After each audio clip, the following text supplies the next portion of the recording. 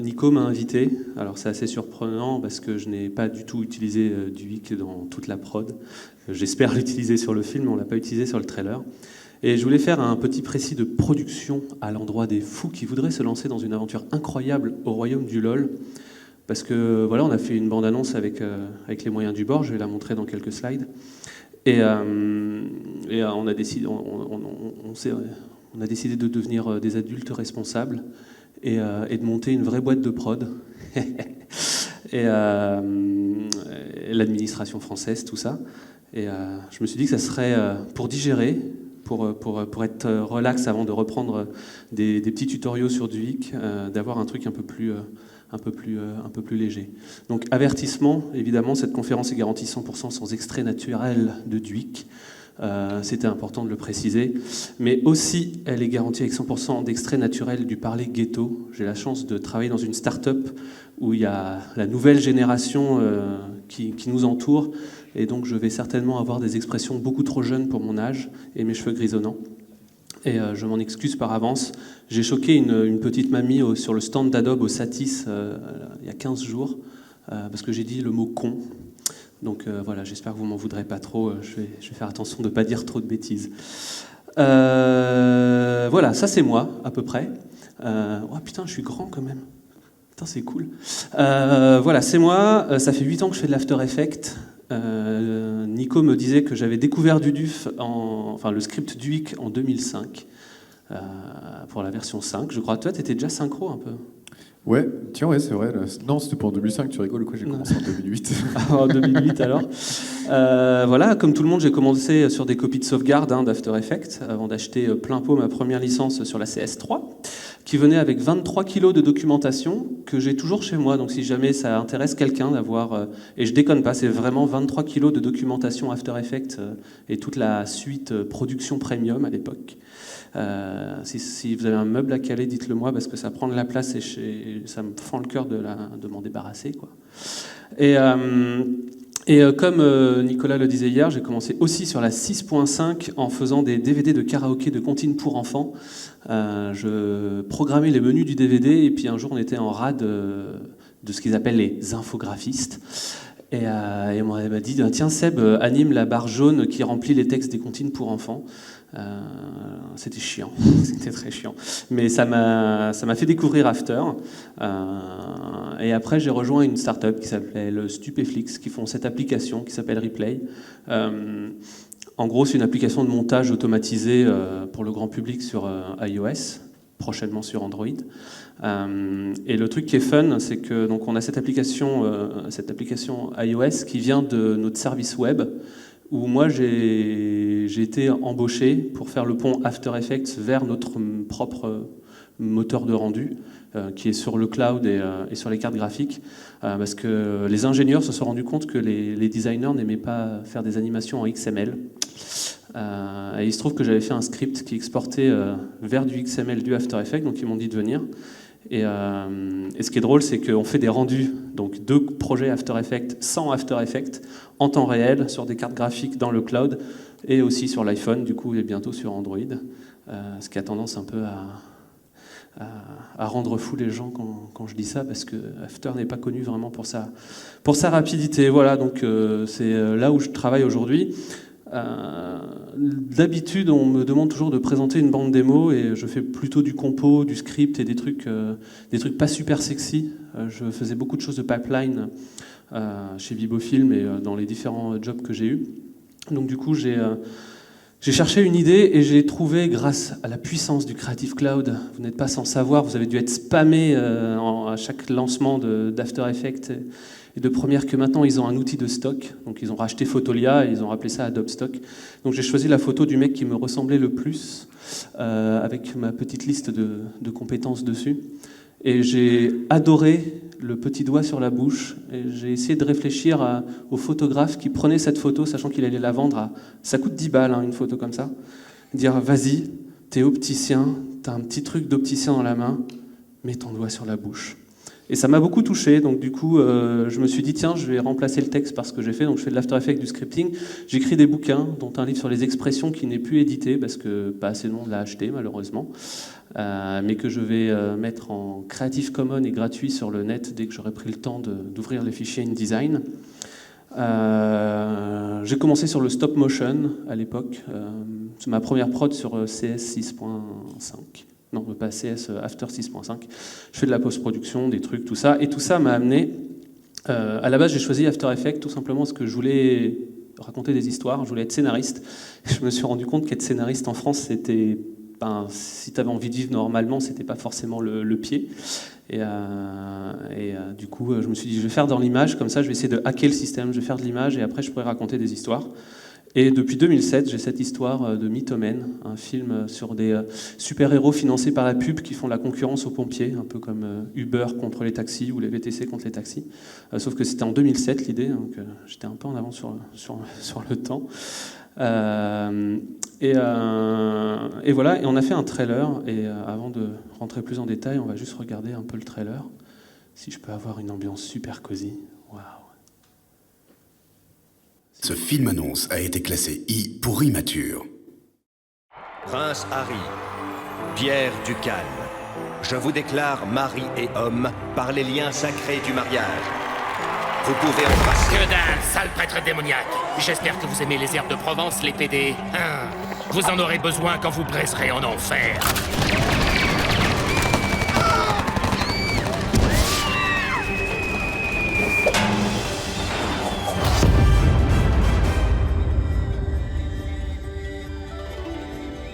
Équipe antiterroriste, action.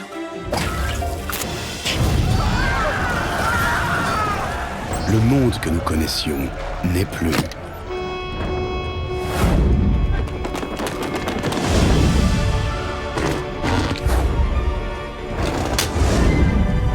Allons-y!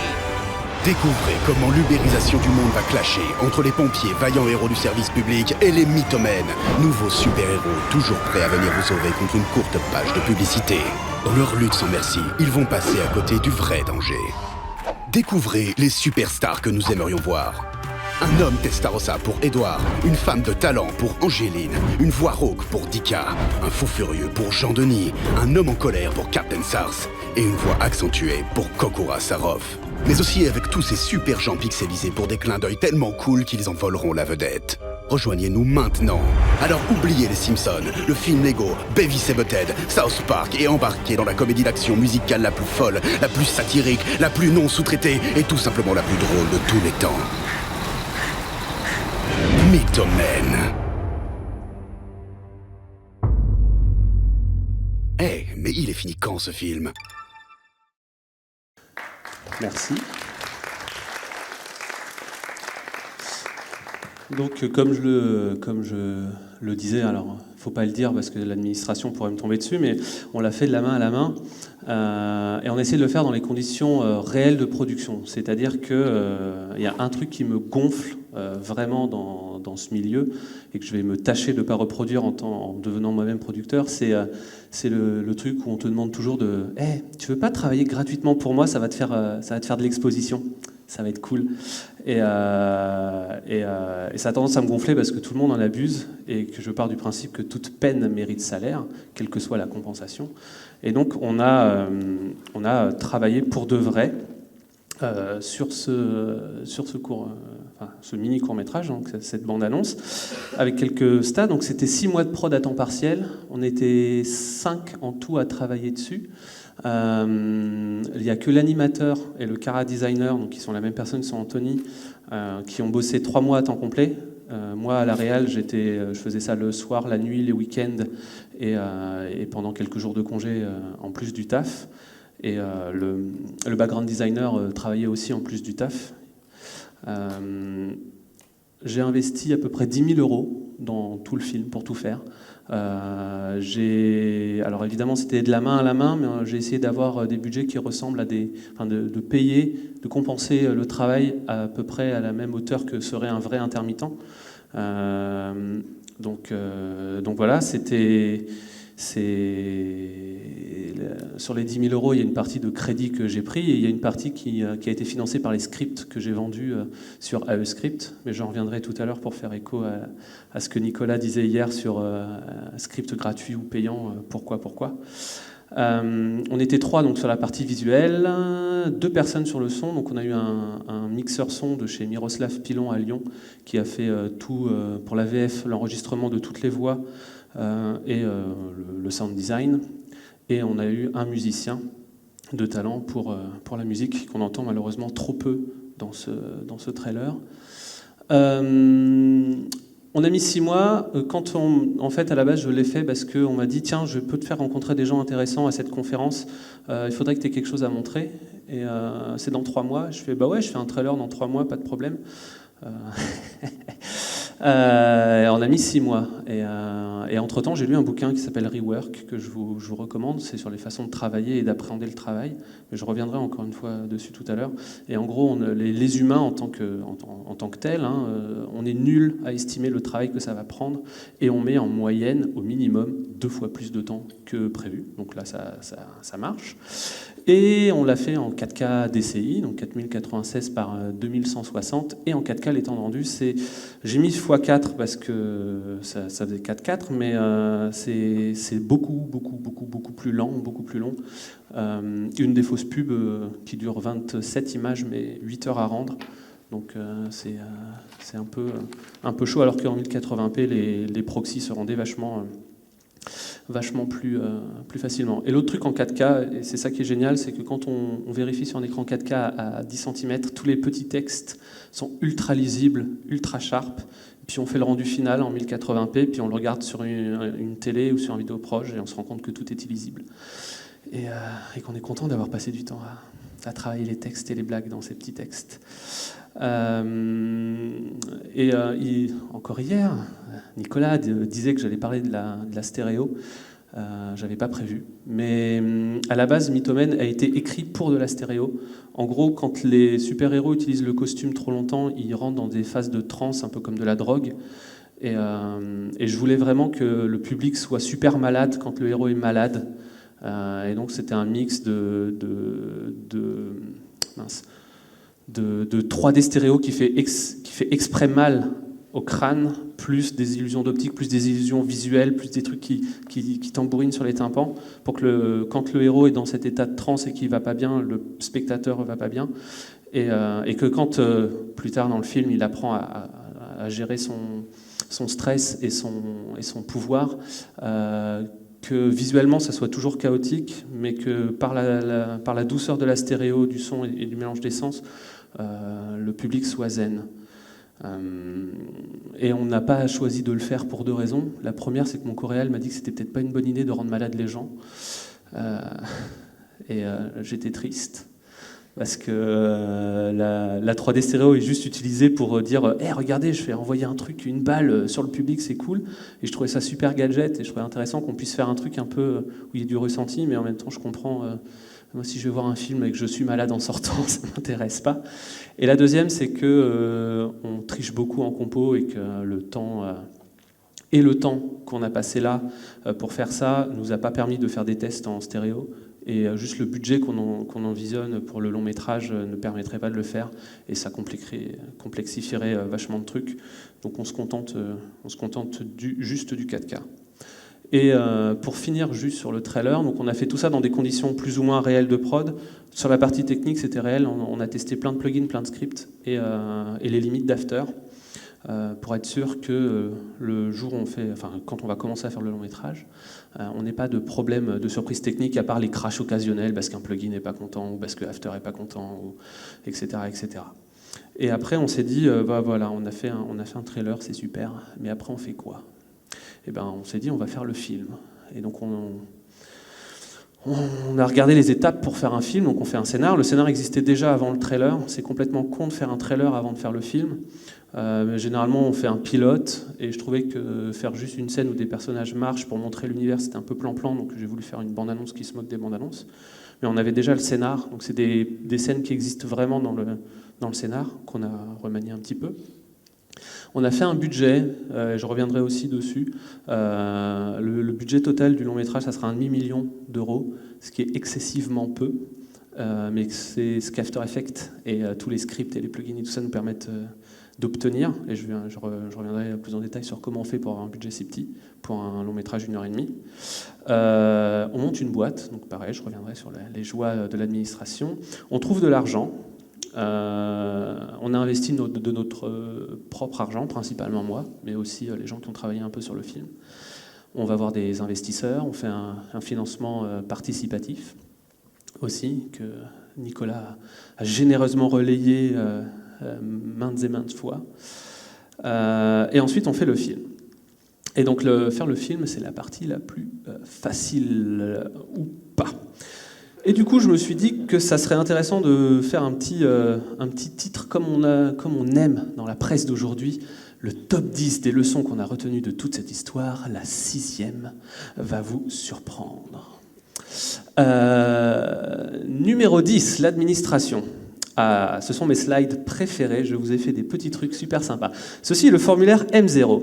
Le formulaire M0 est indispensable à la création d'entreprises, et vous voyez, il y a environ 200 champs, je les ai comptés, il y a à peu près 200 champs, dont certains sont redondants, et si un seul des champs manque à l'appel, le greffe du tribunal va vous renvoyer le petit formulaire en disant « vous n'avez pas tout rempli », en omettant évidemment de préciser ce qui nous manque, et va vous demander un chèque de 2,35 € pour la gêne occasionnée, et ça prend 1 semaine et demie de retard sur la création d'entreprise.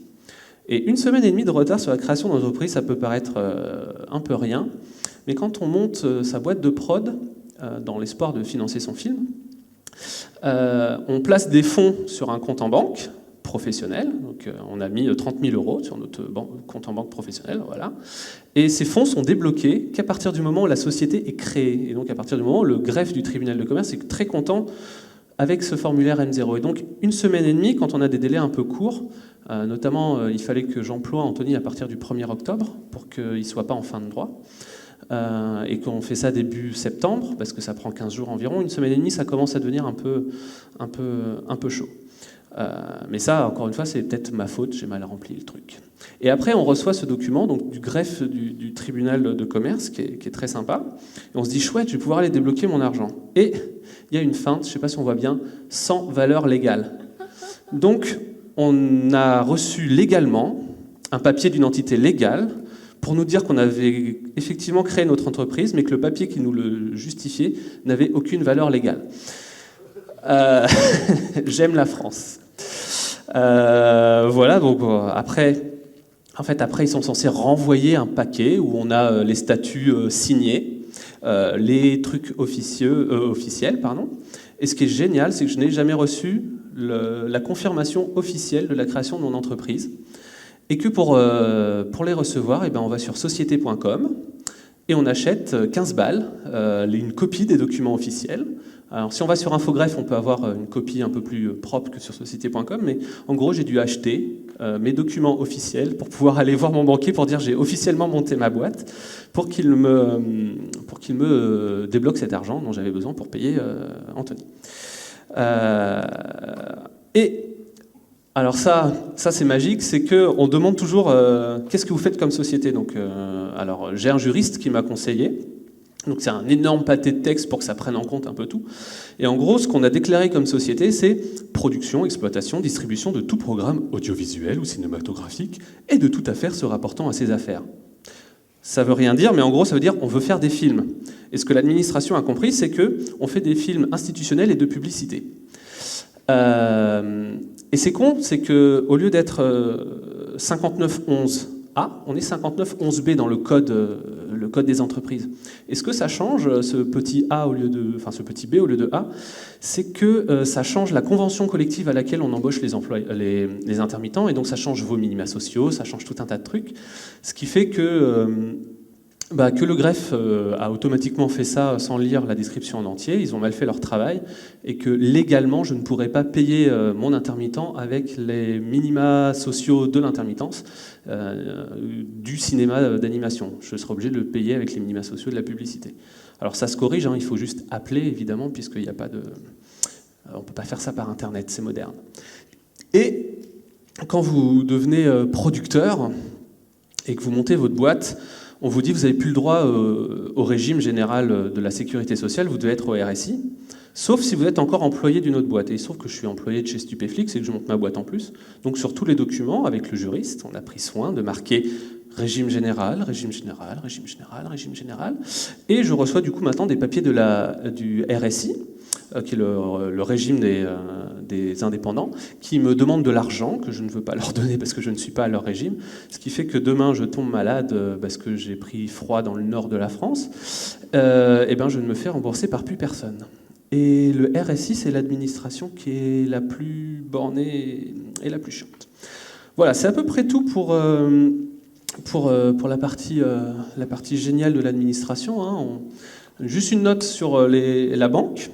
Donc on a un banquier génial, vraiment super cool. Mais il y a des délais bancaires et débloquer de l'argent, ben, ça prend du temps, étrangement.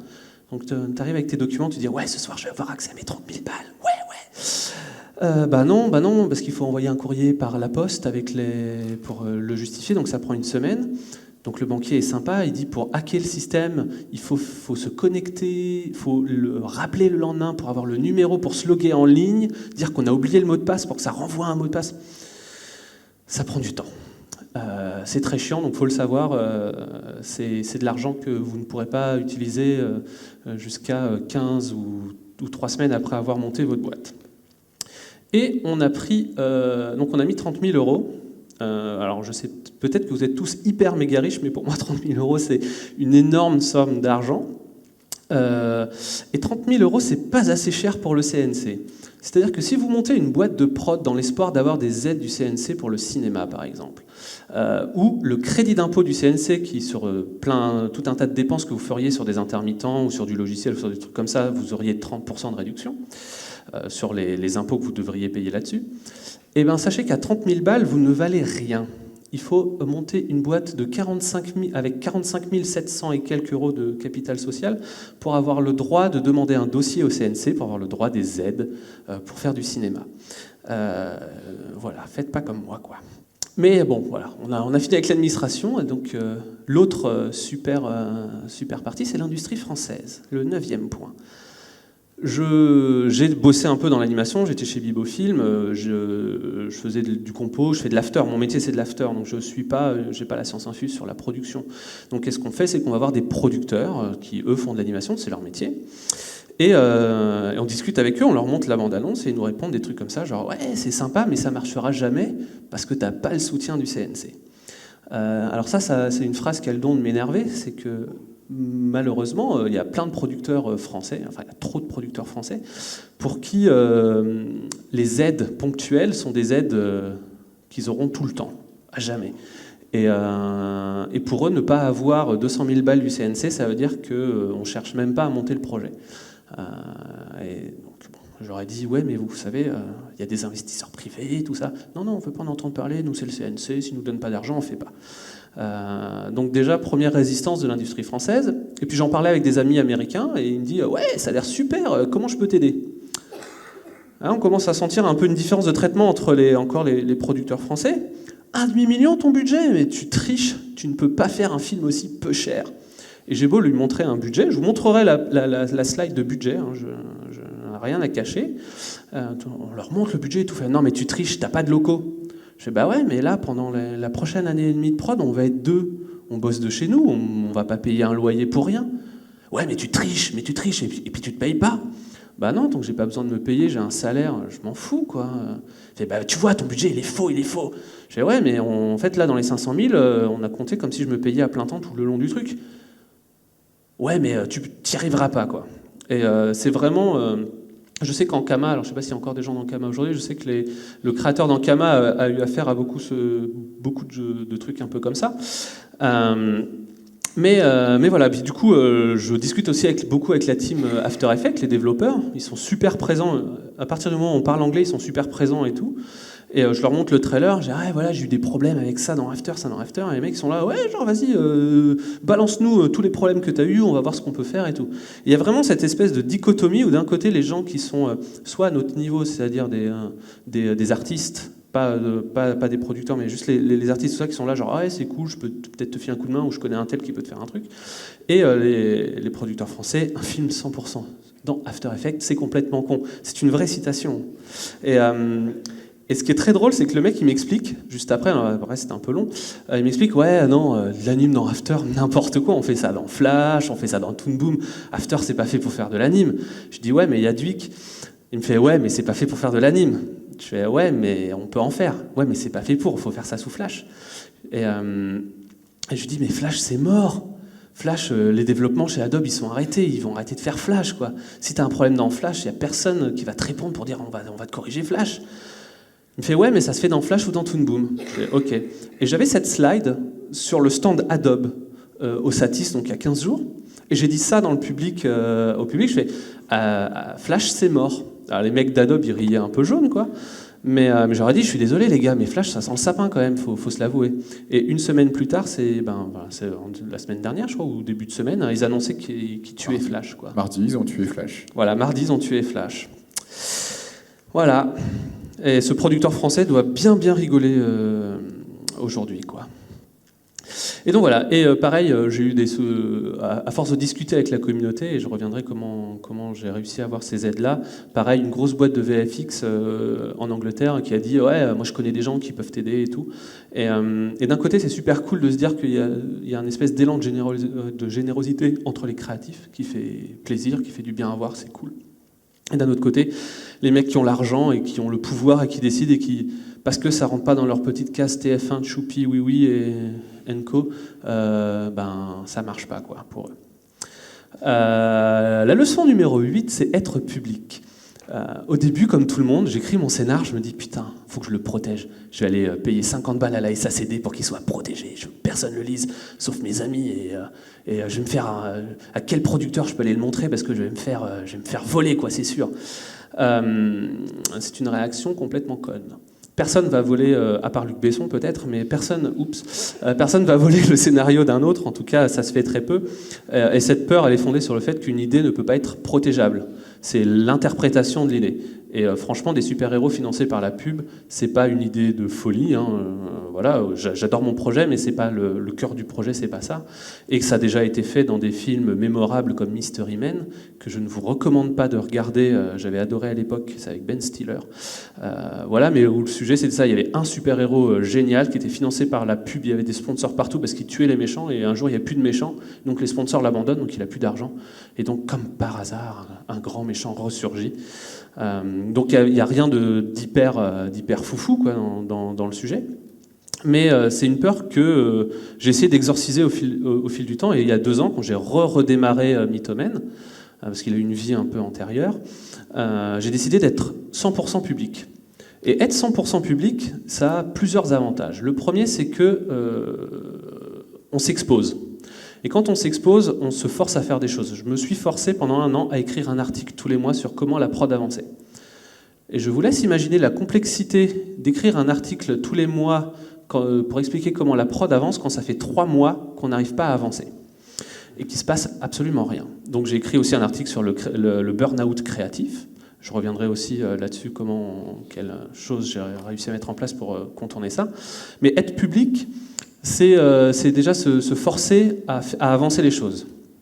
Le deuxième avantage, c'est que ça permet d'exister. Et quand on existe, on a des gens comme Wacom qu'on va voir, on dit bah voilà, j'ai ce projet, c'est public et tout, machin, et il nous file des Cintiq compagnons. C'est cool, c'est super sympa. Et on ne les aurait pas eu si on n'avait pas été public. Parce que on va voir une boîte, les mecs ils voient tout de suite l'avantage. Ils disent ah, ce mec il raconte son histoire, donc il va raconter l'histoire de nos produits. C'est cool, on peut lui faire confiance. Alors que si j'avais pas été public et que j'étais juste venu avec un scénar et un projet et un machin, on m'aurait dit bah ouais, mais qu'est-ce que tu nous apportes ? Ah, de la visibilité, filez-moi des trucs gratuits, je vous donnerai de la visibilité. Il m'a dit, mec, on n'est pas intermittent, donc du coup, nous, la visibilité, on l'a un petit peu, on est Wacom. J'ai fait, c'est pas faux.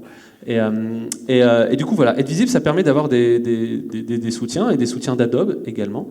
Alors, pas Adobe, c'est marrant parce que Adobe nous soutient. On va dire Adobe France disent c'est le projet génial, Adobe US dit le projet est cool, mais ils disent ça quoi. Par contre, l'équipe de dev After Effects est à fond dans le projet et c'est tout con, mais pour Anthony et moi, on a eu accès à des licences Creative Cloud parce que l'équipe de développement estime qu'on représente quelque chose qui est intéressant pour eux, ils ont envie de nous soutenir et ça c'est chouette. Et ça, encore une fois, ça n'aurait pas été possible si on n'avait pas été public et si ça faisait pas 2 ans que je racontais mes galères avec After sur Internet. D'ailleurs, le Creative Cloud, c'est aussi très chiant parce qu'il corrige les bugs assez rapidement. Et donc, quand tu as passé 1 mois à écrire un article sur comment le flow dans Premiere Pro c'est pété, c'est nul, c'est chiant, et que 2 semaines plus tard, ils sortent leur update et où tous tes points ont été adressés parce que c'était dans leur pipe depuis des années et puis qu'ils n'avaient juste pas sorti, tu te sens un peu coupable de laisser ton article pas modifié et d'avoir la flemme de réécrire un article pour dire c'est bon, c'est corrigé.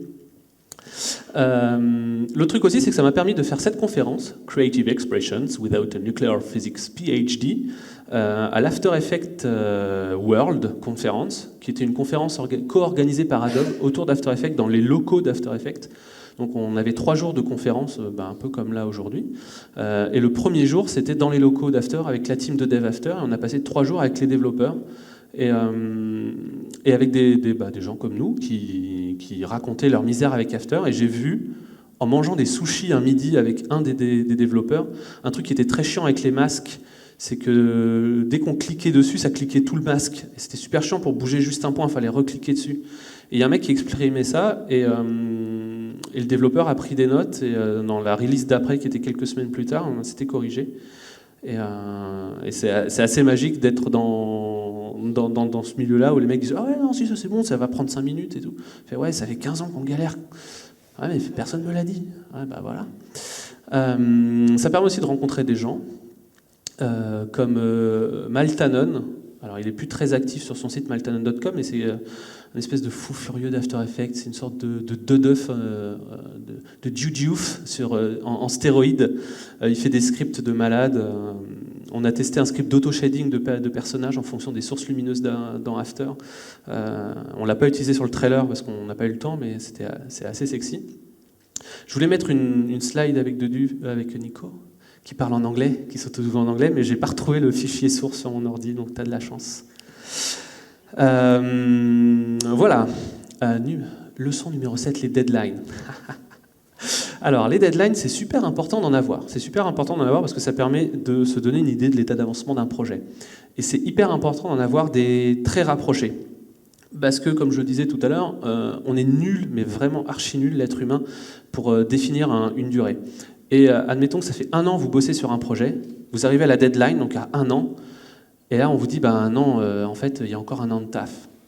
Morale à 0, épuisement et tout. Alors que si on met une deadline tous les 15 jours sur des petits événements, genre, là, il faut qu'on ait fini cette séquence, ou ce plan, ou ce machin, et que ça dépasse, qu'au lieu d'1 semaine, c'est 2 semaines, il n'y a pas ce côté genre « Ah putain, j'ai passé 1 an à bosser sur un truc, j'ai encore 1 an devant moi. » Là, c'est juste « Ah ok, d'accord, on va fignoler. » Et multiplier les petites deadlines qui font sens, il ne faut pas mettre des deadlines juste pour les deadlines, mais les multiplier tout en sachant que c'est pas grave si on ne la respecte pas complètement, ça permet de garder le moral de l'équipe et son moral à soi assez haut, parce qu'on se dit « Ah putain, ça c'est fait, je peux le rayer. Ah ça c'est fait, je peux le rayer. » Et au début, j'ai pas fait ça. Et j'ai fait un burn-out. Et après, j'ai fait ça.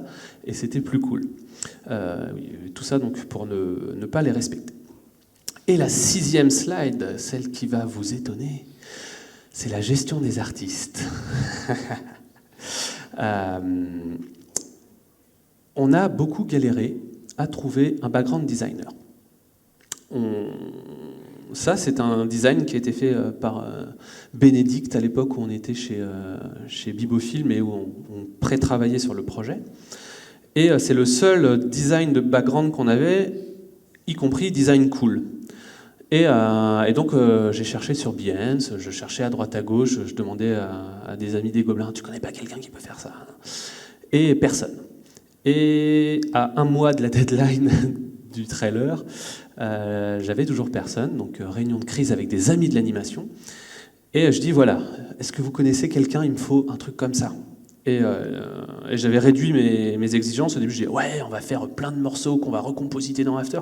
Là, je fais, non, j'ai juste besoin de 10 décors pourris. Je veux ça, quoi.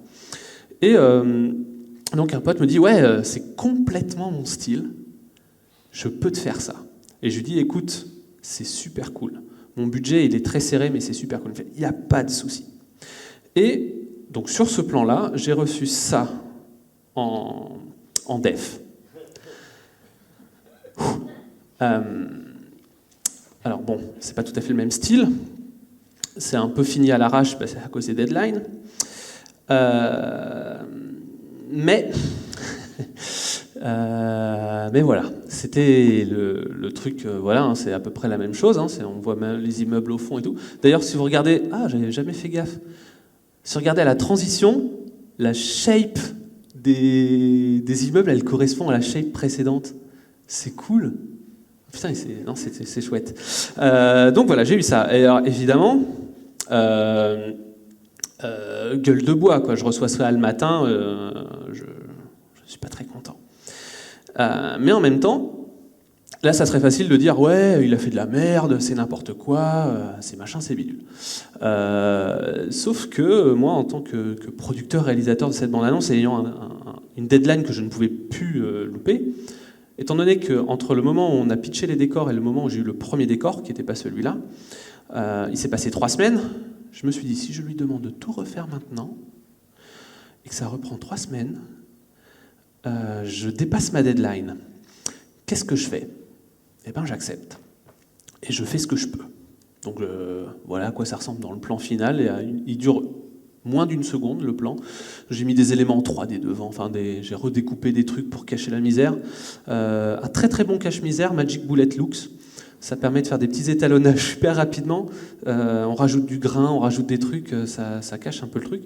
Voilà, c'est un décor qui ne correspond pas du tout à ce que je cherchais, mais qui au final fait le taf dans ce que j'avais besoin de faire. Et ce qui explique aussi la grosse disparité entre les personnages et les décors, c'est juste que je me suis engouffré dans une brèche et que je n'ai pas su la colmater dès le début. Et que au début j'ai eu un trace à valider et le trace était malais quoi et en fait c'est à la couleur et forcément c'est un pote, il est pas très bien payé, je ne le paye pas très bien, il fait ça pour me dépanner, c'est très compliqué d'aller dire mec refais-moi ça from scratch. Donc toujours faire attention quand on demande à un pote de dépanner, de bien s'assurer que ça correspond bien au style, etc. Mais surtout que le travail gratuit a un coût et que ce coût, c'est de ne pas avoir des décors qui correspondent exactement à ce qu'on veut. Et l'autre truc, alors on ne va pas remater la bande-annonce en entier. The following trailer is rated I for immature. On a eu une super voix off pour la version américaine, une voix de trailer, une vraie voix de trailer que j'ai payée. Et vous avez vu dans la bande-annonce, à un moment, je dis découvrez les acteurs qu'on aimerait bien avoir. Avant, il y avait les vrais noms des acteurs qu'on aimerait bien avoir. Parce que le trailer n'avait pas été fait pour une campagne de financement participatif, mais juste comme un showcase, quoi. Voilà, je show off ce qu'on fait, aidez-nous, on est cool. Et donc, à 1 semaine de la fin de prod, on se rend compte qu'on veut faire, on veut faire un financement participatif, mais on ne peut pas inclure les vrais noms, parce que on se fait de la publicité sur le dos de comédiens, et que c'est un peu répréhensible si on demande de l'argent en citant quelqu'un d'autre. Et donc on décide de faire une retake voix. Et au même moment, on décide de faire une version française pour que ma maman puisse me donner de l'argent sur Indiegogo. Et donc, je me dis, ça serait rigolo que sur la version française, à la toute fin du trailer, au lieu que ça soit la voix off française qui dit un truc, ça soit lui, sa grosse voix américaine, qui dit un truc en français. Et je lui dis, est-ce que tu peux... Donc je lui envoie un mail, machin, on fait une retake, ouais, pas de problème, je suis dispo tel jour, ok, super. Et dans la retake, je lui dis de dire « sacre bleu », parce que c'est le seul mot français que les Américains ont l'air de connaître. « Sacre bleu, quand est-ce qu'il arrive ce trailer ?» Le mec s'est vénère d'un coup, en me disant « non, je ne dirai pas sacre bleu ».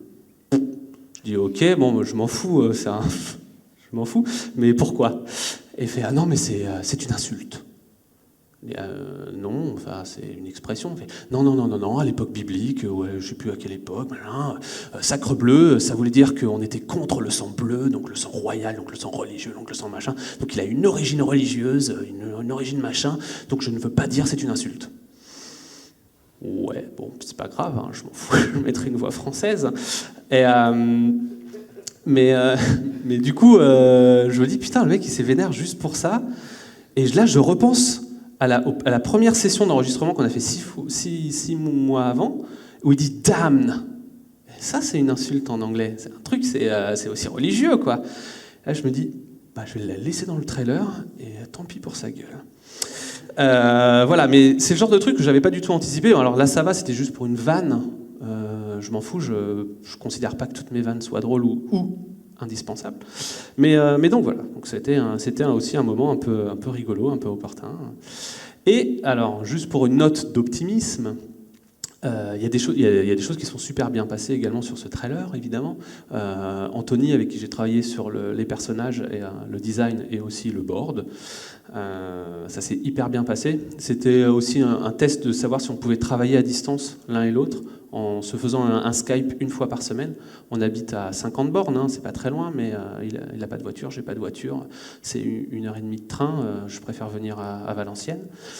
Donc du coup, on a testé ça et ça a super bien fonctionné. Mais on se connaissait d'avant, donc c'est facile quand on se connaît bien que ça marche bien. Et on a dû faire du son.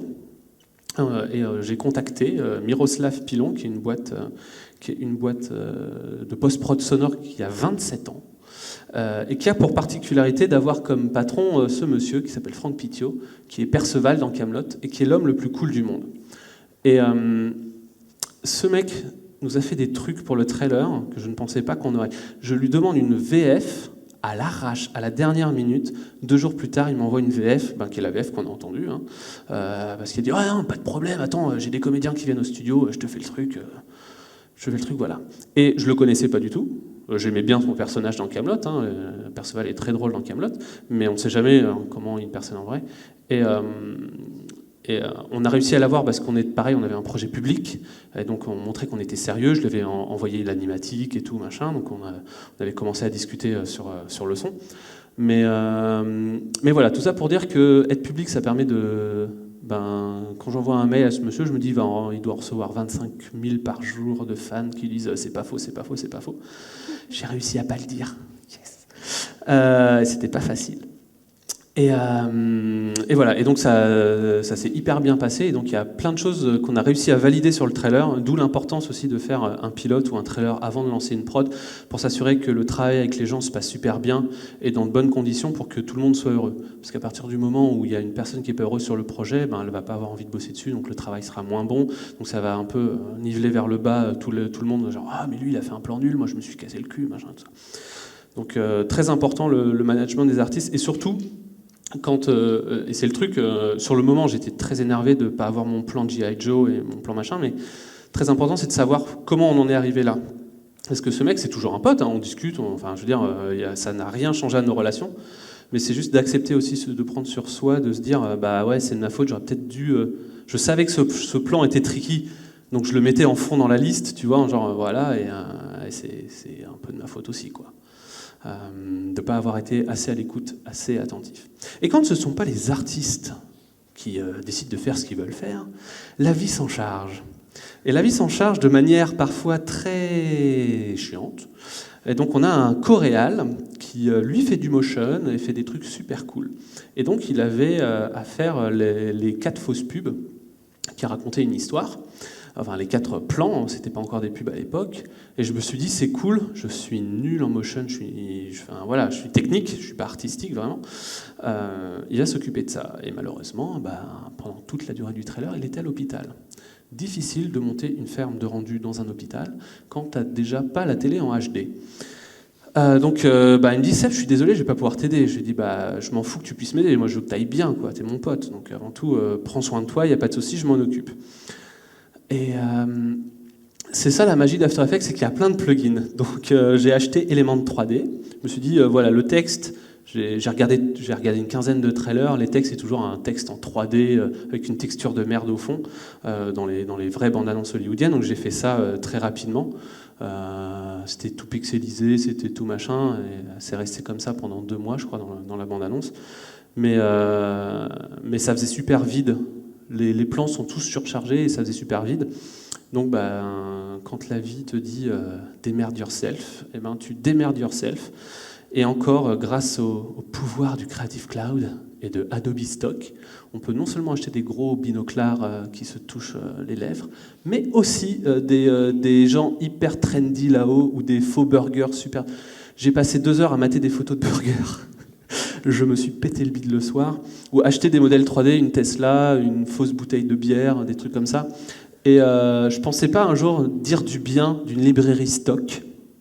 Mais quand on peut pas compter sur les personnes sur qui on devrait compter pour quelque raison que ce soit et qu'on doit tout faire soi-même, et ben le stock ça permet de gagner beaucoup de temps, même si c'est pas, j'imagine que 100% d'entre vous arriveraient à faire vachement mieux que moi, mais voilà, j'ai appris à faire des fausses pubs en 2 jours. L'autre truc, c'est apprendre à se manager soi-même. Comme je le disais tout à l'heure, j'ai fait un burn-out de 3 mois pendant l'écriture du scénar. C'est tout con, mais le burn-out, ça vient d'une raison très très simple, c'est que le cerveau est un muscle comme les autres, et donc il a besoin de se reposer, de se nourrir, et voilà. Et aussi bons les burgers soient-ils, il ne se nourrit pas de cholestérol ni de sucre. Il se nourrit de trucs artistiques. Et quand on a un boulot le jour et qu'on bosse sur son projet perso la nuit, c'est super cool, c'est super motivant, c'est super entraînant, on est content. On accumule la fatigue et puis au bout d'un moment, on n'arrive plus à avancer. Mais comme on a quand même des deadlines ou des trucs et qu'on a envie de bosser sur son projet perso parce que c'est important pour soi, on essaye de continuer à avancer sur son projet et on devient frustré. Et on se frustre de plus en plus parce qu'on avance de moins en moins vite et tout simplement parce qu'on ne prend pas le temps de prendre une après-midi à faire des conneries. Comment j'ai réglé le problème ? On en parlait ce matin. GTA V. 60 heures de jeu. Ça m'a permis. Alors, l'avantage de GTA, c'est que non seulement c'est violent, donc tu n'as pas besoin de réfléchir, c'est aller au point B, tuer les gens, aller au point C, tuer les gens, mais c'est qu'en plus c'est dans un univers très parodique, très machin. Donc il y avait pas mal de choses pour nourrir l'esprit, pour se relaxer. Et j'ai fait un truc aussi que je ne fais jamais, j'ai fait de la lecture. J'ai lu tous ces bouquins. Il m'a fallu presque autant de temps à faire la slide qu'à lire tous ces bouquins. Et plein de bouquins dans plein de domaines différents. Et c'était cool. C'était cool. Si j'en ai quelques-uns à vous recommander, le gros milieu, la Between the Scenes, c'est un bouquin, c'est génial. Il explique l'art de la transition d'une scène A à une scène B. Pas que juste fade ou cut ou machin, mais comment rentrer d'une séquence A dans une séquence B. Pourquoi faire plus un fondu au noir qu'un fondu au blanc, quels sont les machins, les bidules. C'était hyper intéressant, j'y avais pas vraiment réfléchi avant. Mais voilà, de lire des bouquins comme ça permet aussi de libérer l'esprit, d'apprendre des nouveaux trucs. Et je fais un truc maintenant, c'est que je lis toujours un livre alors je déteste les romans, ça me fait chier, je préfère regarder les films quand ils sont au cinéma. Mais un truc qui est vraiment cool, c'est que je lis un bouquin qui va concerner un sujet que je vais devoir traiter dans plusieurs mois. Pendant que j'étais en train de faire la prod, je lisais des bouquins sur le crowdfunding et le digital marketing et le guérilla marketing. Guérilla marketing, je ne vous le recommande pas. C'est le seul bouquin où le mec s'autocite dans le bouquin. Il commence par dire que c'est lui qui a inventé le truc et qu'il est génial. Après, il s'autocite. Et à la moitié du bouquin, il avait la flemme de le finir.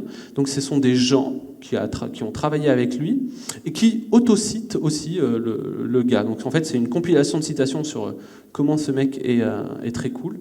On n'apprend pas grand chose. Et dans le même sujet, je vous recommande un autre bouquin, je ne sais plus où est-ce qu'il est. Voilà, juste à côté, Contagious, Why Things Catch On. C'est un super bouquin, il se lit super rapidement. C'est le premier livre sur lequel j'ai vraiment pris des notes.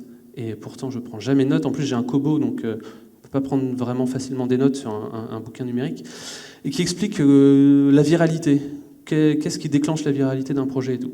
Et en fait, de lire des étapes postérieures à l'étape à laquelle on est, ça permet de se sortir l'esprit.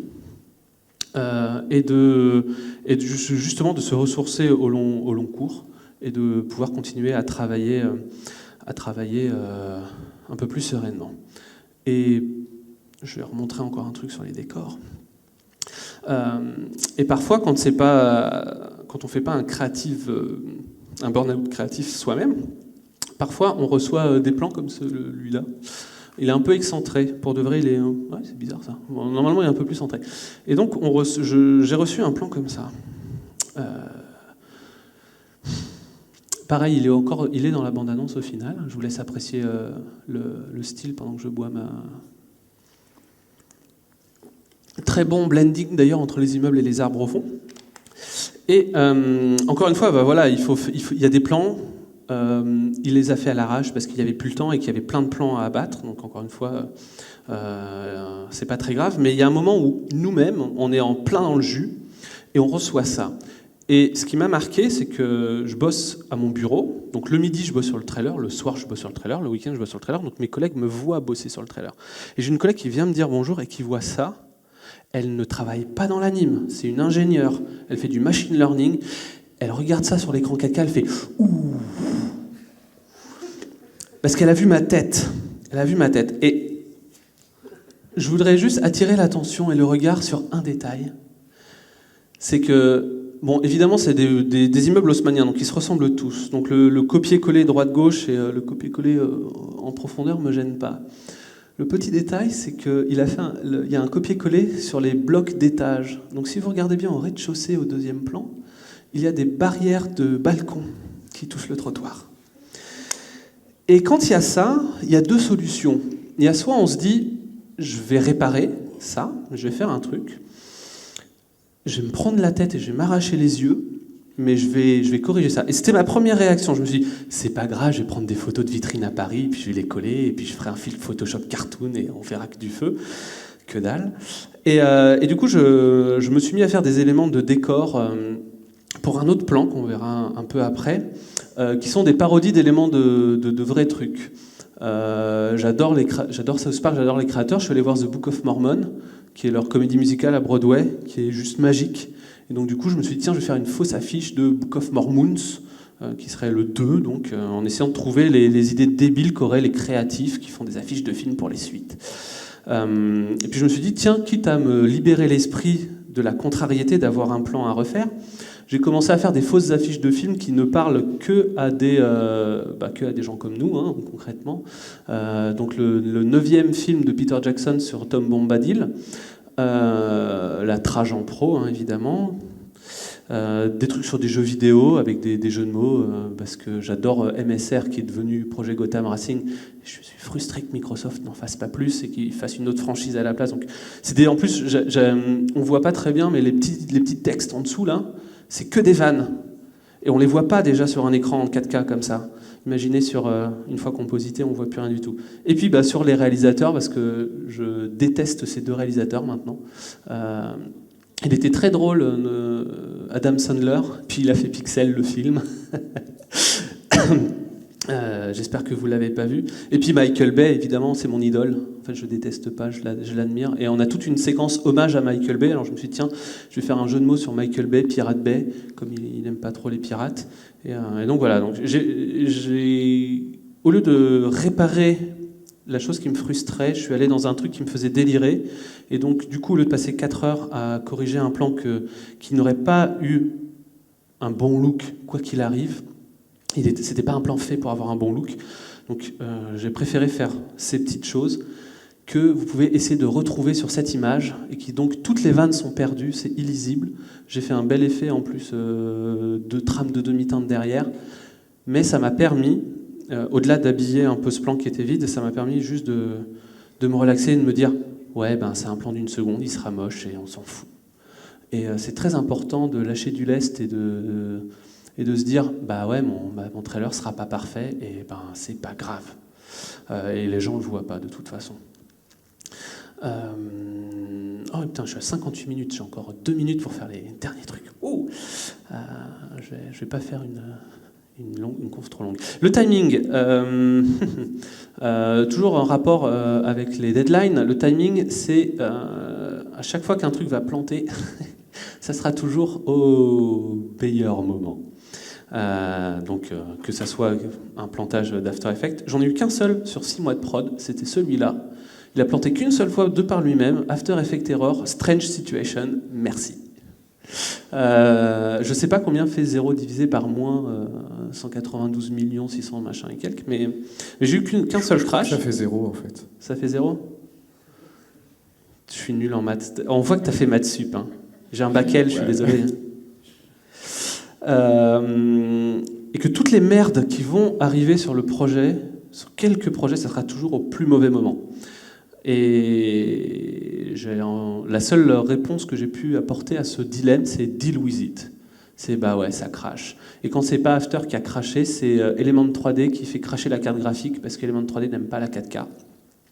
Et Andrew Kramer le met dans les docs d'ailleurs, il dit attention 1080p c'est bien, au-dessus c'est nul, et puis que j'y connais rien en 3D, et que moi tous les mots magiques que j'entends dans les jeux vidéo, genre full SSMAO, machin, trilinéaire, bilinéaire, truc curving, machin, moi je sais que ça veut dire que c'est des trucs cool dans les jeux vidéo, donc quand je vois ça dans les options de rendu, je fais ouais vas-y active. Je crois que j'avais mis aussi le sub machin scattering là pour avoir les veines de peau sur la bagnole Tesla, tu vois, genre de rendu qui sert à rien, mais ouais ça a l'air d'être cool.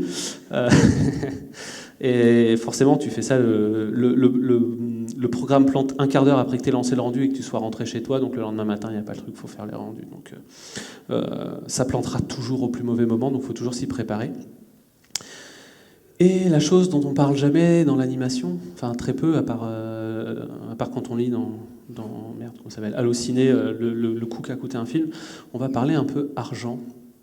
Voilà, une belle montagne de faux billets que j'ai réalisé pour le tournage du Indiegogo, 660 fausses liasses de $10 000 pour faire... là, la pile, elle fait l'équivalent de 21 millions de dollars, le gros tas. C'était pour South Park, pour comparer le budget de mon film à un film visuellement comparable, donc le film South Park. Et le tout petit bout qui dépasse, là, les 4-5 trucs au bout, c'est le budget de mon film, 1,5 million. Et je me suis dit, ça serait rigolo d'avoir ça.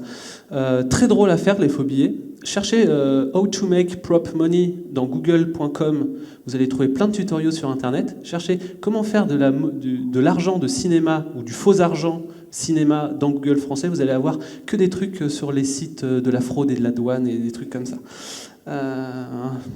Je sais pas pourquoi. Donc voilà, ça c'est le budget de Mythomen, le film.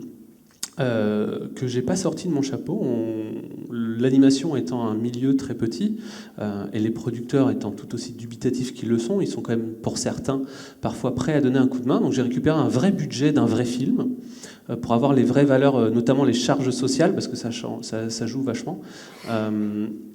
Et pour me rendre compte de combien de temps je pourrais avoir.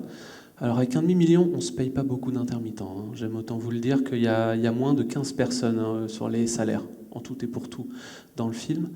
Il est un tout petit peu faux, parce qu'il y a une partie des droits, donc ça concerne le scénario, les droits musicaux, les droits machin, et j'ai mis des prestations techniques pour la musique, parce qu'on ne fonctionne pas tout à fait de la même façon. Mon compositeur étant polonais, c'est pas les mêmes choses qu'avec la SACEM et tout, donc j'ai simplifié en mettant ça là-dedans, mais en gros c'est un vrai budget, voilà, c'est un vrai budget, c'est le budget qu'on montre aux investisseurs et qu'on montre aux trucs. Notez que les banques aussi prennent un peu d'argent, même quand on leur en demande pas, on a budgété ça. Parce qu'il y a tout un tas de trucs, les assurances au cas où l'intermittence fait mal, au cas où il y a un problème technique sur la prod, un ordinateur qui crache, qui prend feu, des disques durs perdus, tout ça, il faut l'assurer. Et même si on se dit qu'avec le cloud, on ne perdra plus jamais rien, c'est des dépenses obligatoires. Et surtout en production, il y a une assurance spécifique. Alors je découvre, on assure vraiment tout et n'importe quoi. Pour un film comme Mythomen, où on se moque de beaucoup de choses, donc des religions, des publicités, de tout un tas de trucs, il y a une assurance qui existe pour que des avocats passent quelques heures à lire le scénario, à regarder les boards ou voir le film, pour dire « Ok, c'est bon, tu ne risques rien envers les marques que tu as citées, ou les groupes religieux que tu as cités, ou les trucs que tu as cités, donc tu peux être assuré, si jamais ils t'attaquent, on te soutiendra. » Et si on n'a pas cette assurance, eh ben, tu ne peux pas faire ton film. Voilà, je ne savais pas que ça existait, hein, comme quoi il y a toujours des moyens de faire gonfler les coûts des productions. Et en analysant il y a quelqu'un qui s'est endormi ou j'ai entendu un bruit bizarre. C'est moi, non?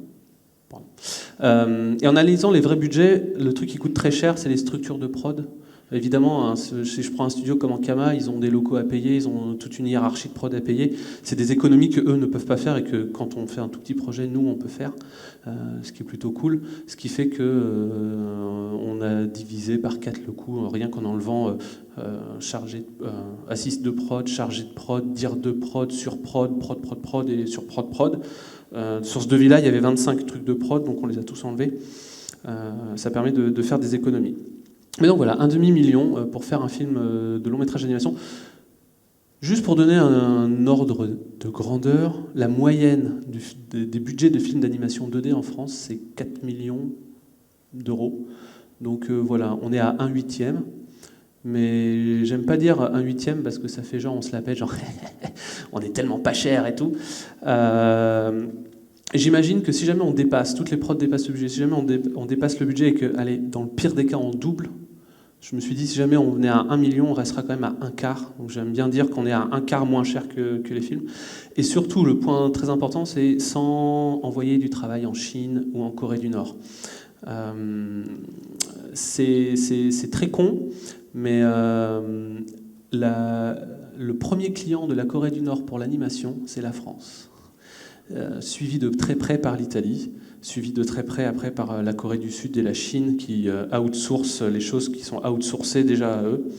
C'est arrivé sur plusieurs films d'animation français où ils se sont rendus compte qu'en déployant en Chine, en fait, les Chinois ré-outsourçaient derrière eux en Corée du Nord.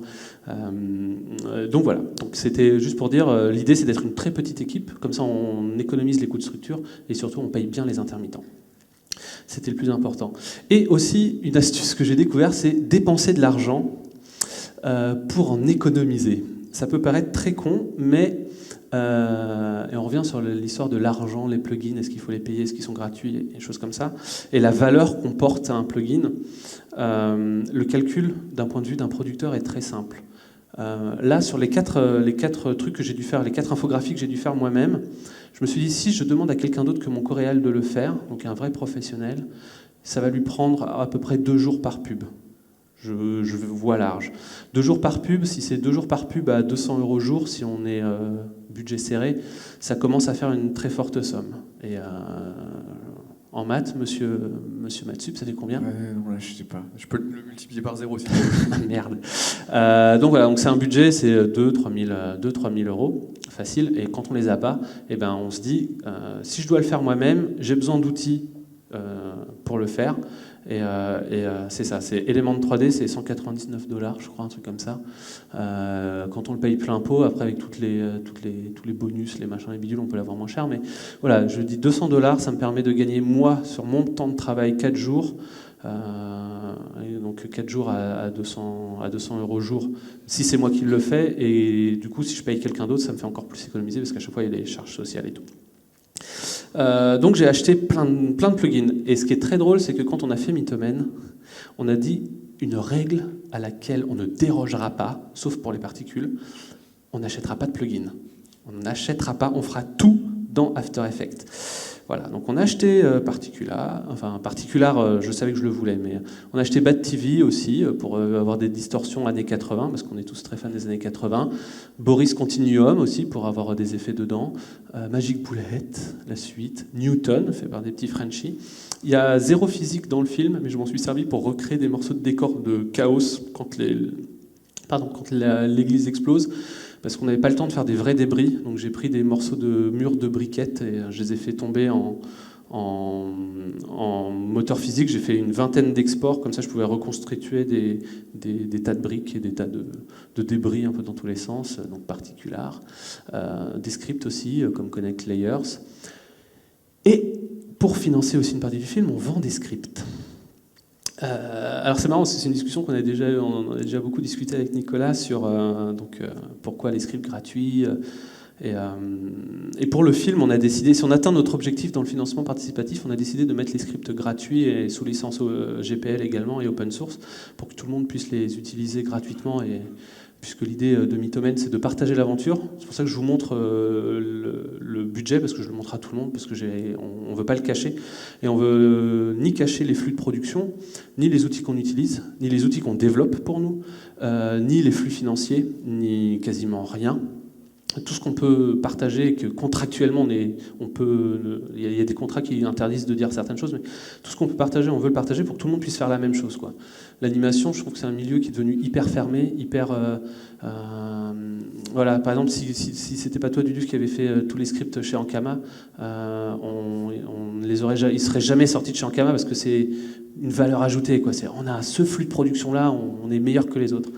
Et le truc qui est vrai, c'est que si on partage notre flux de production, il y a bien quelqu'un qui va l'utiliser et que cette personne, elle aura un truc encore mieux que nous, qui va du coup forcément le partager, et nous, on va aussi apprendre de ça et faire ça. Ce qu'on n'a pas fait jusqu'à présent, tous mes scripts, je les vendais parce que je mettais l'argent de côté, parce que 10 000 €, c'est beaucoup d'argent.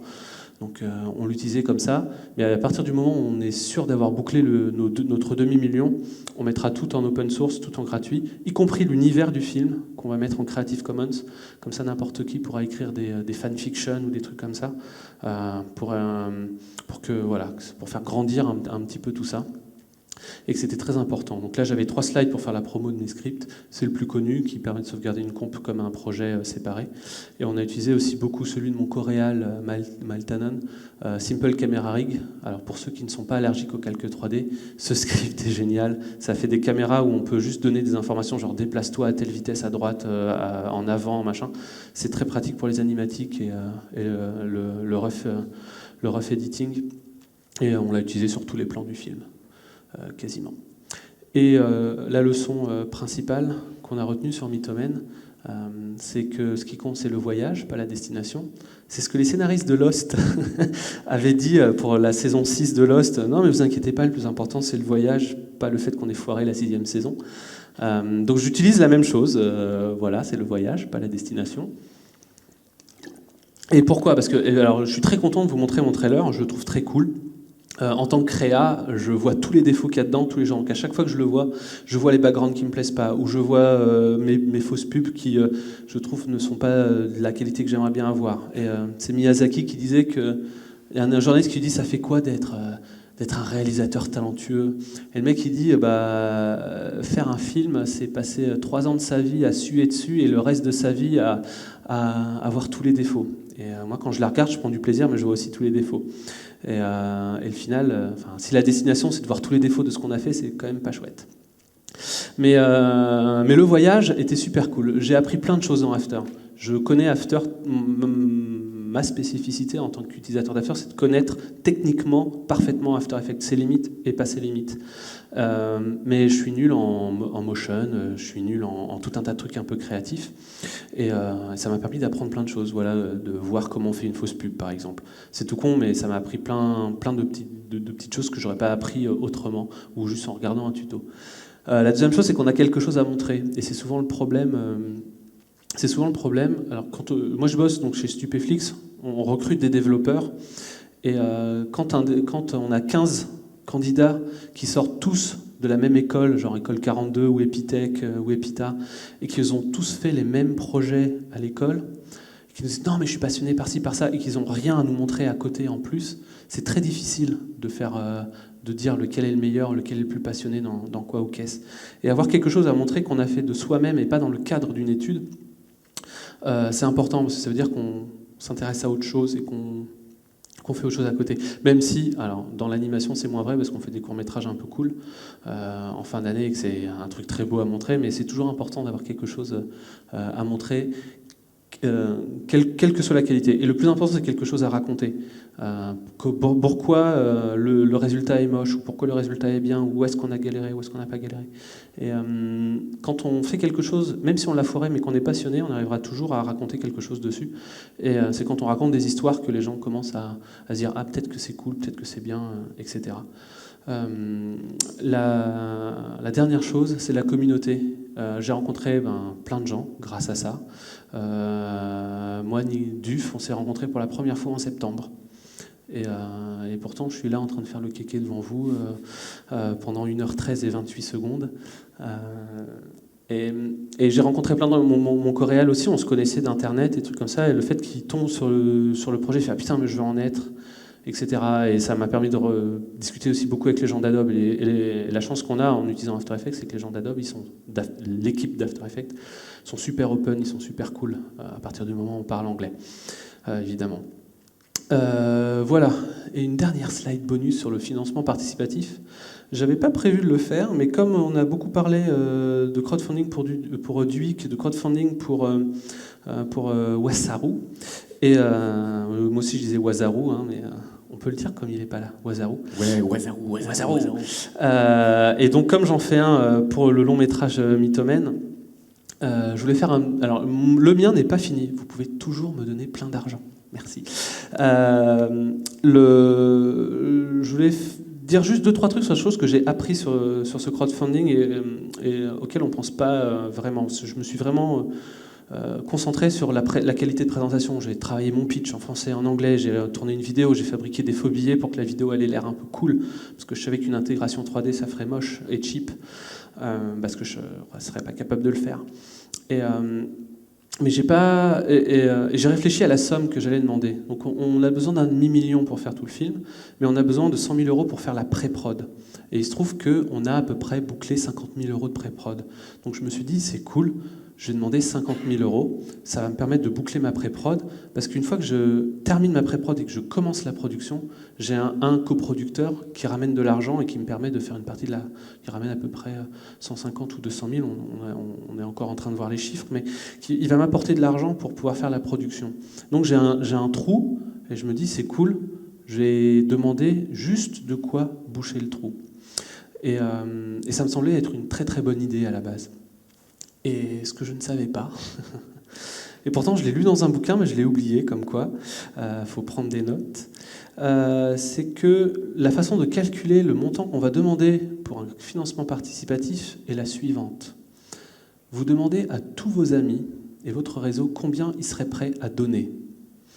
Vous additionnez tout ça, vous multipliez par 3, et c'est le montant que vous allez pouvoir demander et espérer atteindre. C'est un calcul qui ne sort pas vraiment sorti du chapeau, mais c'est des stats agglomérées sur les 5 ans de Kickstarter et les 5 ans de Indiegogo qui leur font dire ça. Et c'est pas anodin qu'il faille multiplier par 3, parce que la chance de succès d'un Kickstarter ou d'un Indiegogo est de 98% si, et seulement si, dans les 72 premières heures du crowdfunding, on arrive à lever 30%, donc le tiers, 33%, le tiers de la somme. Donc ce qu'il faut, c'est que tous vos amis, non seulement en plus de vous dire combien ils vous donneraient, il faut les harceler pour que dans les 72 premières heures, ils donnent cet argent pour atteindre ce palier. Et ce palier, en fait, il est tout con, il est nécessaire pour intéresser la presse, parce que la presse s'en bat les couilles. Mais d'une force qui est assez phénoménale. Parce que moi, je montre mon film, je dis « Ah, il est cool, je vais le montrer à la presse, ça va être cool ». Le mec, il dit « Ouais, c'est cool, mais tu veux quoi ?» Je fais un financement participatif. « Ah, on ne fait pas ». Et c'est tout bête, mais je me suis dit « Tiens, j'ai envoyé à Cartoon Brew, qui est une référence de l'animation, une espèce de Katsuka américain. Et Cartoon Brew, je suis allé sur sa page de contact le jour où j'ai voulu le contacter, et il a marqué « Pas de projet de crowdfunding, du tout ». Je fais merde, et il met une petite astérix et il rajoute « Si jamais votre projet est quand même intéressant en dehors du crowdfunding en lui-même, on en parlera, virgule, après le crowdfunding, point. » Je dis « Merde !»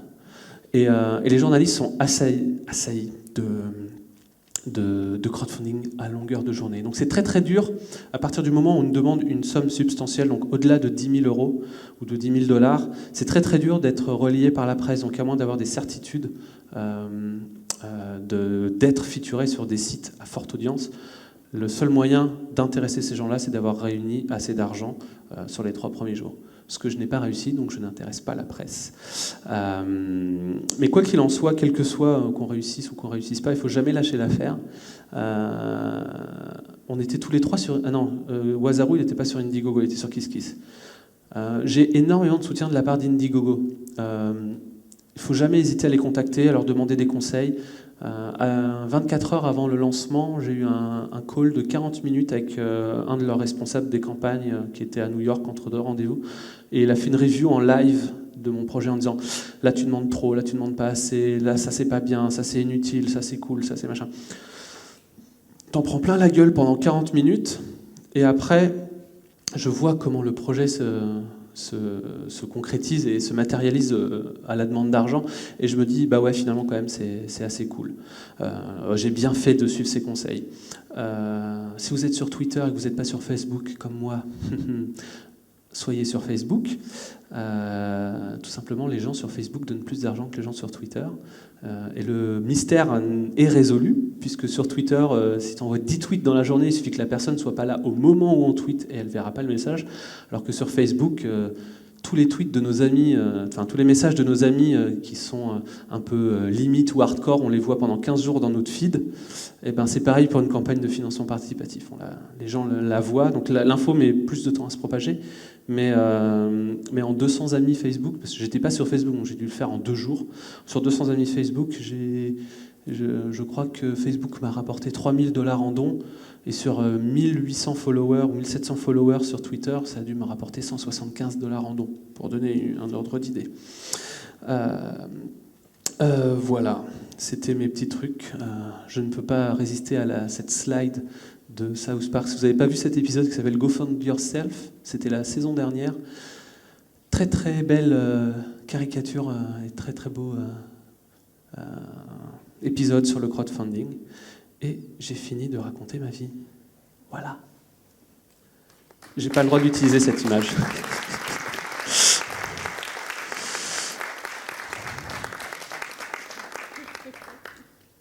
C'est une image que j'ai volée sur Google Images. Alors théoriquement, j'ai pas le droit de la mettre parce que j'ai pas les droits. C'est pas une image Creative Commons. C'est une image, j'imagine.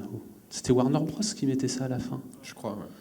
Voilà. Warner, ne me poursuis pas s'il te plaît. Tu sais qu'on va tout mettre sur Internet ? Merde. J'ai dit du mal des gens. Ah, t'as dit pas mal de choses, ça va être sympa. Je pense que ouais, ça peut... Mais c'est l'avantage d'être ouvert aussi, c'est que du coup, on peut dire tout ce que j'ai dit là, je le dis à tout le monde et toute l'équipe est au courant. Enfin, je veux dire, il n'y a pas de secret pour personne au sein de l'équipe. Donc il y a moins ces problèmes aussi. Le fait de partager avec tout le monde, c'est pratique. Ça évite d'offenser, oui, si ça se dit, d'offenser les gens sans le vouloir en racontant des trucs. Il y a juste la voix off américaine qui n'est pas au courant que je raconte cette histoire, quoi. Du coup, il va bientôt le savoir, ça va être chouette. Il me retweete pas. T'auras un petit coup de fil. Il a même pas retweeté le tweet où je disais on a fait une super bande-annonce avec cette voix-là, ce mec est trop cool, il a du talent, et le mec il like, il retweet pas, quoi. Et... Alors, qui veut le micro ?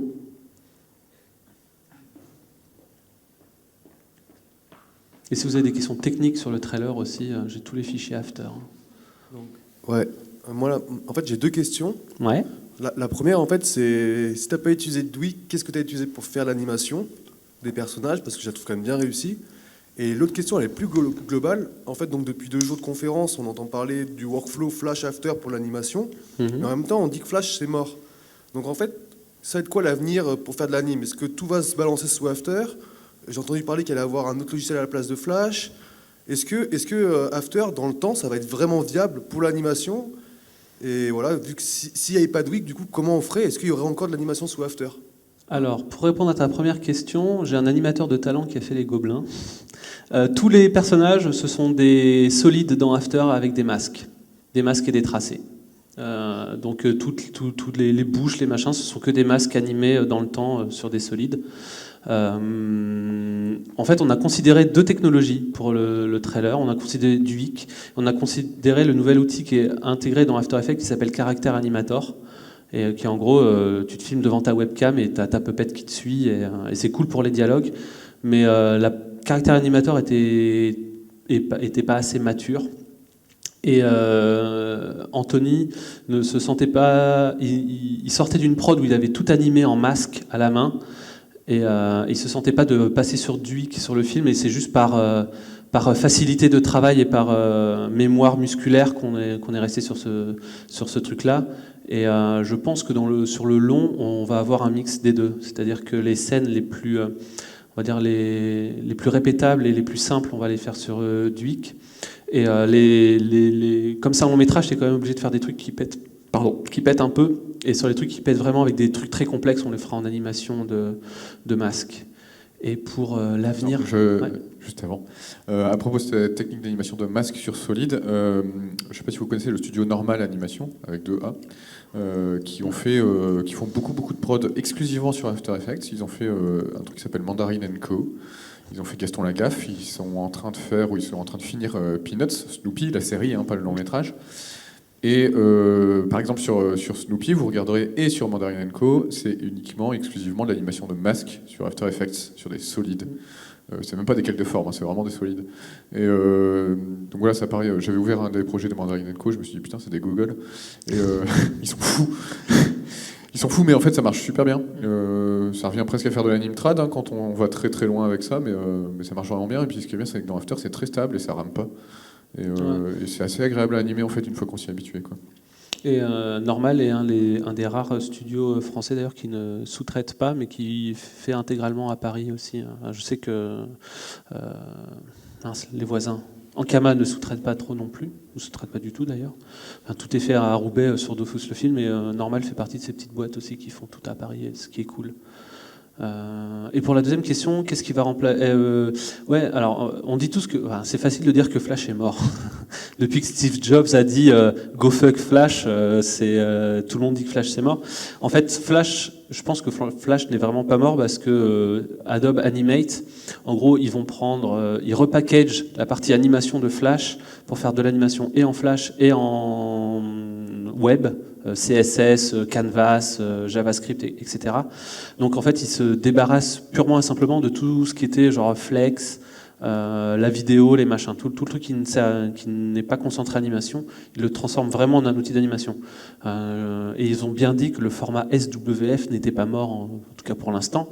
Mais en gros, voilà, ça se dirige vers un outil d'animation complet. Je trouve que c'est plutôt une bonne chose, comme ça permet de libérer des ressources sur l'animation et arrêter de perdre du temps en intégrant des DRM inutiles dans les vidéos Flash. Et pour After, je ne sais pas si ça deviendra un jour un outil d'animation viable. On a choisi de faire tout sur After, tout simplement parce que c'est pas cher. After est pas cher. Si tu payes, si tu achètes juste After par mois, c'est 20 € par mois. Si tu prends toute la suite, c'est 75 balles, je crois, ou 76 balles par mois. Et là, on a bossé pendant 6 mois, donc ça m'aurait fait... si Adobe nous avait pas offert la licence, pour Anthony, ça m'aurait coûté 120 € la licence After pour les 6 mois de prod qu'il a fait. Et c'est quelque chose qu'à notre niveau, on peut se payer. Alors que si j'avais dû avant acheter la licence complète à 2000 balles, le truc est... tu vois, sur des tout petits budgets comme nous, et c'est ça qui nous permet d'être aussi peu cher d'ailleurs, c'est compliqué. Donc l'avantage, c'est que c'est pas cher, c'est que c'est bien intégré avec Photoshop, c'est bien intégré avec Premiere, c'est bien intégré avec tout un tas d'outils de la suite Adobe qui sont aussi indispensables quand on fait de l'anime. Donc je pense qu'After il va continuer à avoir sa vocation compo VFX un peu anime. Je crois beaucoup. Alors, on va se moquer de moi, et c'est enregistré sur Internet, mais je crois beaucoup dans l'avenir de Character Animator. Est-ce qu'il y en a qui l'ont essayé, Character Animator? Personne? C'est très limité aujourd'hui. Character Animator, c'est super limité. Donc en gros, c'est ça. On fait le kéké devant sa webcam. Ça enregistre les mouvements en temps réel. Et donc on a juste à créer une puppet qui répond, et quand on blink, ça blink, quand on parle, ça fait le lip sync, si on a prévu les bouches dans le Illustrator, dans le Photoshop. C'est encore brut de décoffrage parce que c'est qu'une version preview, c'est pas la version définitive. Mais les mecs qui créent ce soft au sein d'After Effects, ce sont les créateurs d'After Effects eux-mêmes qui bossent là-dessus. Et notamment le mec qui a bossé sur le scripting After Effects. Et tout est basé autour de la création de scripts pour Character Animator. Et ils appellent ça des comportements, des behaviors en anglais. Et il suffit juste d'avoir une puppet toute simple, et on lui applique le comportement respiration, et elle va respirer de manière naturelle. On peut mettre des boucles d'oreilles et mettre un comportement en disant voilà, je veux que ça soit moteur physique, et quand on bouge la tête, les trucs vont bouger. Aujourd'hui, ça demande encore beaucoup de setup parce qu'il faut faire le setup dans le fichier Photoshop et pas dans l'interface. Je sais qu'ils travaillent, c'est la request numéro 1 qu'ils ont et qu'ils travaillent là-dessus, mais je ne sais pas quand ça arrivera. Mais le fait qu'on puisse scripter des événements est assez intéressante et on peut aussi maintenant, en plus d'enregistrer sa tête, c'est l'update qui est sorti la semaine dernière d'After. On peut, si on a un écran tactile, comme les surfaces, on peut aussi animer en même temps avec les doigts. En même temps qu'on fait des têtes un peu rigolotes, on peut animer avec les doigts. Et le gros défaut de cet outil, c'est que c'est que de la prise live pour l'instant, et que quand on l'exporte vers After Effects, c'est des séquences PNG avec un fichier WAV, quoi, donc on peut rien en faire. Mais l'objectif, c'est d'avoir du dynamic link, donc on puisse enregistrer la performance live, layer par layer, donc d'abord la tête, pouvoir faire des retakes que sur certains trucs, pouvoir boucler les mouvements. Ils font beaucoup de choses pour qu'on puisse après tweaker directement dans After Effects les éléments individuels pour améliorer la captation qui a été faite. Et je pense que ça, c'est un bel outil encore une fois, s'il arrive à délivrer les promesses qu'il a, sera pas mal. Mais je leur fais confiance, c'est les mecs qui ont fait After à la base, donc ils sont un peu fous. Juste bonne chance avec le RSI. Ouais. J'ai une histoire avec le RSI. Moi, je suis auto-entrepreneur pour l'instant. Et quand on s'inscrit en tant qu'auto-entrepreneur, à l'époque, on s'adressait à l'URSSAF exclusivement, qu'on soit... il faut que je me mette devant la caméra. Non, mais reste, ça va. Ça aussi, ça va être sur Internet. Et du coup, on a affaire qu'à l'URSSAF. Et c'est l'URSSAF, après, qui redispatche en fonction de ce qu'on fait, qui renvoie les formulaires au RSI, au CIPAV pour la retraite et compagnie. Et moi, je me suis pas posé de questions. Et puis bon, ma première année à l'URSSAF, il y a eu des merdes parce que, en fait, ils ont juste oublié que j'étais auto-entrepreneur. Donc, ils m'ont juste inscrit en tant que profession libérale sans bénéficier du régime de l'auto-entreprise. Donc ça fout la merde parce que du coup, ça veut dire que, en fait, l'auto-entrepreneur, il deal qu'avec l'URSSAF, mais le professionnel libéral. Ouais. Lui, il deal avec le CIPAV directement, il deal avec le RSI et tout ça. Donc le RSI, le CIPAV et tout ça, ils n'avaient rien reçu. Ils avaient rien reçu, mais ils ne m'avaient rien dit. Et puis au bout de 3 ans, donc moi, ça marchait. En plus, je faisais mes déclarations d'auto-entrepreneur sur Internet. Donc je n'avais aucun moyen de savoir que je n'étais pas auto-entrepreneur, en fait. Et au bout de 3 ans, le RSI m'a envoyé un courrier. 52 000 €, s'il vous plaît. Donc moi, je voulais le truc, je fais « Wow, 52 000 €! » Je fais « Putain, j'aimerais bien les avoir gagnés, quoi. » Et donc j'ai appelé le RSI, je me souviens, c'était en cours à Superfocom. Alors c'était pas ce bâtiment-là, c'était encore à Tertiaire 3000 là-bas. Donc j'étais un peu comme ça, je me dis « Mais qu'est-ce que j'ai fait, quoi ?» Et donc j'explique le truc, je suis mais non mais en fait je suis auto-entrepreneur, je comprends pas, j'ai pas affaire à vous, je veux pas dealer avec vous. Les mecs ils m'ont répondu, ils m'ont dit mais non mais on s'en fout, démerde-toi, t'appelles l'URSSAF, tu demandes enfin ils me vous voyez quand même, ils ont au moins ce respect là, tu demandes une attestation comme quoi t'étais auto-entrepreneur et puis tu nous l'envoies et puis il y a pas de problème, du coup on va arrêter de te saouler quoi. J'ai contacté l'URSSAF, alors j'ai voulu contacter l'URSSAF. Je n'ai pas contacté l'URSSAF, j'ai voulu contacter l'URSSAF. J'ai commencé par aller sur le site internet de l'URSSAF. Là, j'allais pour me loguer, il y a un formulaire de contact, c'est vachement bien.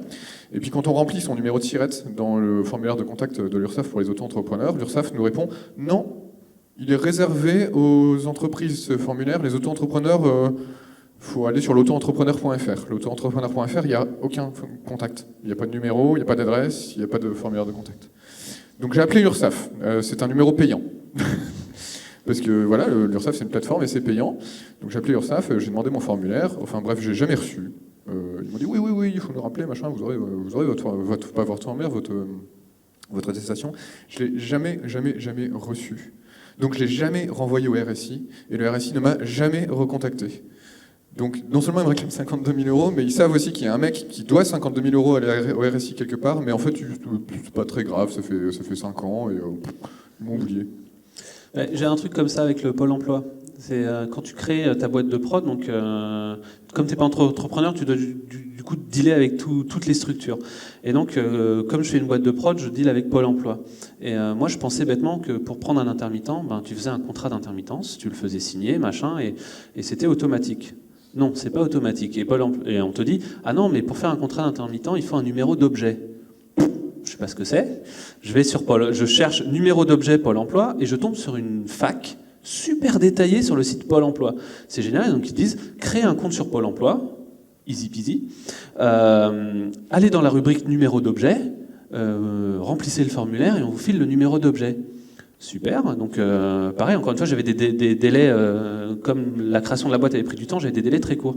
Je vais sur pôle emploi.fr, je crée mon compte, donc on demande un identifiant, tu crées ton identifiant, ton mot de passe, ça dit le compte est activé, très bien, vous allez recevoir un mail, je reçois un mail avec le mot de passe écrit en clair dans le mail, pas très safe. Pour ceux qui utilisent tout le temps le même mot de passe, ne faites pas ça avec Pôle emploi. Et j'essaie de me connecter et ça marche pas. On me dit, bon non, je te connais pas. Je me dis, bon, c'est un site de l'État, je vais attendre 24 heures.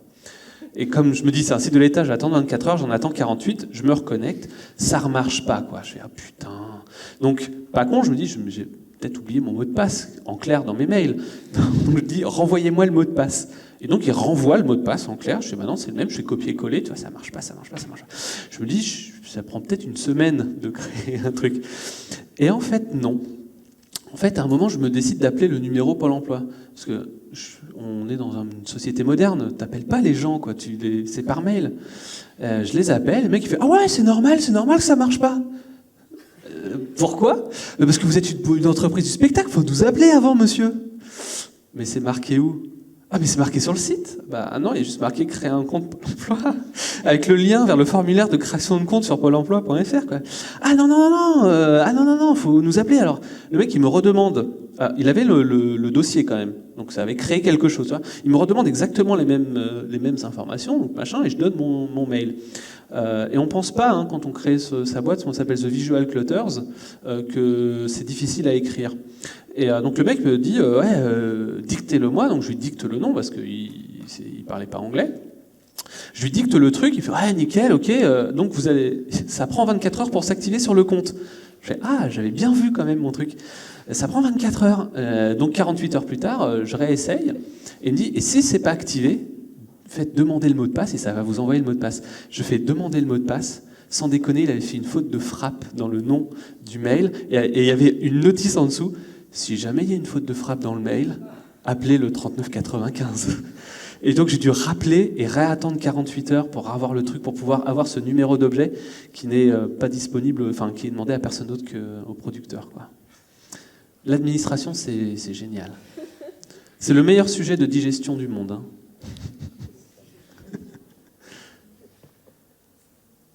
D'autres questions ? Sur l'URSSAF. On peut faire SAV, URSSAF, RSI, tout ça. Plus tard, quand on ira boire un café, je vous raconterai comment les huissiers ont débarqué chez moi pour me récupérer de l'argent. Ah, c'est cool aussi. Ouais, c'est bien aussi. Non ? Pas de questions ? T'es tellement clair, c'est bon. Non, ouais, tout le monde est en train de se réveiller, en fait, en vrai. Moi, j'ai dormi pendant ma presse, je m'étais enregistré et tout. Ouais, c'était une petite marionnette. En fait. Bon, si, une question. On peut lire le scénario du coup si c'est ouvert. Alors, on pourra lire le scénario, mais on ne peut pas le lire maintenant pour des questions juste de spoiler. C'est-à-dire que je déteste les spoils. Et du coup, l'idée, c'est de mettre en ligne, une fois que le film est fini, non seulement le scénar fini, mais toutes les étapes intermédiaires du scénar. Donc de la première version complètement à chier à la dernière version qui sera, je l'espère, incroyablement cool. Mais ouais, l'idée, c'est de le partager après. Il y a plein de trucs qu'on va partager après pour éviter trop les spoils. Et pareil, on va partager la production tout au long et je me limite à spoiler que les 30 premières minutes du film pour pas aller trop loin dans le scénar, quoi. Histoire de pas commencer ma présentation avec le dernier plan du film en slide, tu vois.